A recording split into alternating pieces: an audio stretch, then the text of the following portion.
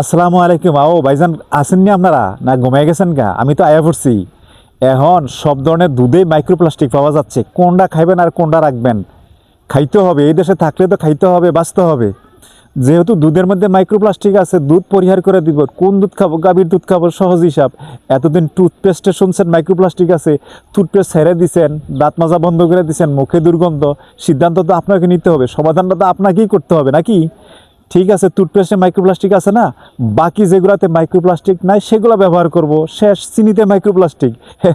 এখন রসদ এই জায়গায়, চিনিতেও মাইক্রোপ্লাস্টিক। চিনি তো প্রত্যেক দিন খাবারে লাগে, তো চিনি ব্যবহার করব না। চিনিটা ব্যবহার করলে কি হয় জানেন? এর মাঝে চিনি ব্যবহার করার দরকার নাই। এমনিতেই চিনি হচ্ছে হোয়াইট পয়জন, সাদা বিষ। বাইরের তারা কি বলে জানেন? এটা সাদা বিষ। এটা খাইলে অনেক সমস্যা আছে, এটা খায়েন না। তো এটা পরিবর্তে কি ব্যবহার করবেন? খেজুর, খেজুরের পেস্ট।